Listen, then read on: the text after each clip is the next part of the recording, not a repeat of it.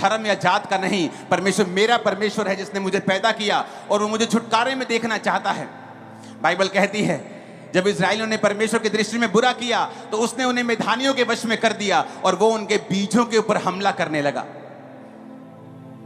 जब शैतान आपकी लाइफ में काम करता है, आप सोचते हैं कि ये मैंने 80,000 जमा कर लिया है, अब मैं ये 80,000 से अपने जो कच्चा कमरा है मैं उसको पक्का कर लूंगी, और शैतान आता है एक बीमारी के साथ और आपके 80,000 की बजाय 1,60,000 आपका खा जाता है। आप सोचते हैं ओ मैंने अपने बच्चे के लिए सारा कुछ दे दिया है, मैंने बड़ी मजदूरी की है, मैंने बड़ा काम किया है, मैंने घरों का काम करके, मैंने खेती करके, कैसे भी करके अपने बच्चों को बड़ा किया है। और शैतान आता है और उन्हीं बच्चों को नशे की लत लगा देता है, क्योंकि शैतान हमेशा बीज के ऊपर हमला करता है। आप सोचते हैं कि अब मैंने कुछ कर लिया है, अब मैंने अपने बच्चे को फौरन भेज दिया है, और वहां से न्यूज आती है कि आपके बच्चे का एक्सीडेंट हो गया है, क्योंकि शैतान बीज के ऊपर हमला करता है, आपके बिजनेस के ऊपर हमला करता है, आपकी सेहत के ऊपर हमला करता है। वचन कहता है कि जो खुदा से दूर होगा शैतान उस पर हमला करता है। ये नहीं कि परमेश्वर उस पर हमला कर रहा है, परमेश्वर दुख नहीं देता।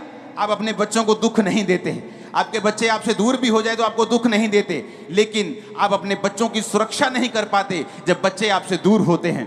जब आप परमेश्वर से दूर हो जाते हैं, जब आप दुनिया के पाप में चले जाते हैं, व्यभिचार में चले जाते हैं, चोरियां करने लगते हैं, कुंडियां डालने लगते हैं, अलग अलग प्रकार के आप गलत काम करने लगते हैं, तो बाइबल में लिखा है आप परमेश्वर की दृष्टि में आप पापी बन जाते हैं। जब आप पापी हो जाते हैं तो शैतान के पास अधिकार होता है कि वो आपके बीजों के ऊपर हमला कर सके और आपके ऊपर अटैक कर सके।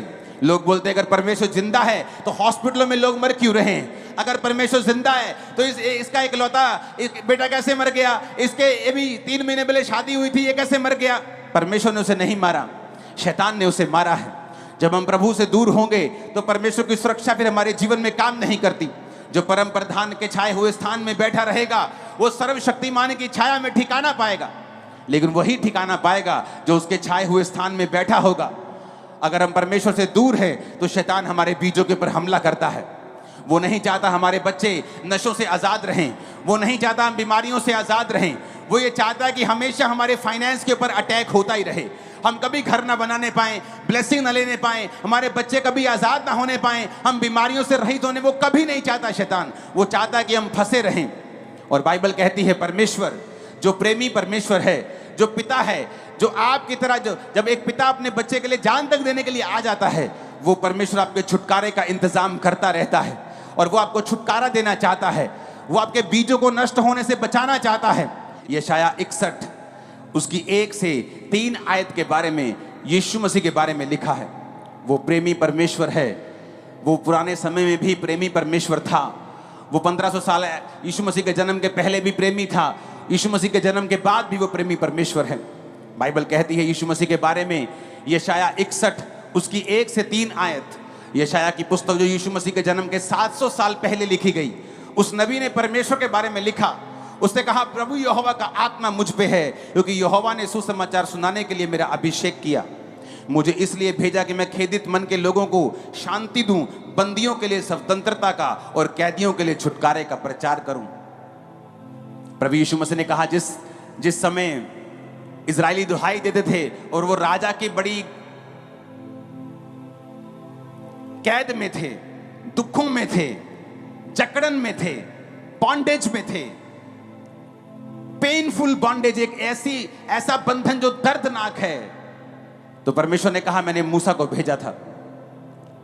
जब मिधानियों के वश में तुम पड़ गए और तुम्हारे बीजों को नाश किया जाने लगा तो मैंने गिदोन को भेजा था।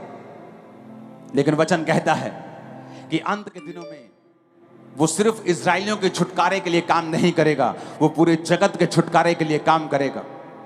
इसलिए वचन कहता है कि प्रभु यीशु मसीह इसलिए जन्म उसने लिया कि अब्राहम की आशीष अन्य जातियों तक पहुंचे। क्या थी अब्राहम की आशीष? कि कोई दुश्मन तुम पे कब्जा नहीं कर सकता, कोई शैतान तुम पे कब्जा नहीं कर सकता, तुम परमेश्वर के लोग होंगे, तुम सर्वप्रथम होगे, तुम सिर होगे, तुम पूंछ नहीं होगे। अब परमेश्वर ने देखा वो समय आ चुका है कि अब ये छुटकारा सिर्फ इजरायली लोगों तक नहीं रहे, ये छुटकारा पूरे जगत तक जाए। और वचन कहता है इसीलिए प्रभु यीशु मसीह ने जन्म लिया कि अब ये छुटकारा सिर्फ इजरायलियों के पास नहीं होगा, अब मैं जगत के हर उस व्यक्ति को छुटकारा दूंगा, वो किसी भी धर्म, जात, रंग, रूप का क्यों ना हो। जो कोई प्रभु यीशु मसीह के ऊपर विश्वास करेगा मैं उन्हें छुटकारा दूंगा, मैं उनके बीजों को बचाऊंगा। शैतान उनके बच्चों को नाश नहीं कर पाएगा, शैतान उनके शरीरों को नाश नहीं कर पाएगा, शैतान उनके जीवन को नाश नहीं कर पाएगा, उनके फाइनेंस को, उनके खेतों को नाश नहीं कर पाएगा। ये परमेश्वर का मकसद था। तो इसलिए वचन कहता है, यीशु मसीह ने कहा यहोवा का आत्मा मुझ पे है। किसके लिए? धर्म परिवर्तन करवाने के लिए, तुम्हारे पैसे छीनने के लिए। आप जितने पैसे यहां देंगे ना आज, उससे ज्यादा इस मीटिंग का खर्चा होगा। आज मुझे आपके पैसों की जरूरत नहीं है, मैं आपको यीशु मसीह देने के लिए आया हूं। वो परमेश्वर जो फ्री आता है लेकिन बहुत अनमोल है। आप 2 लाख, 5 लाख, 10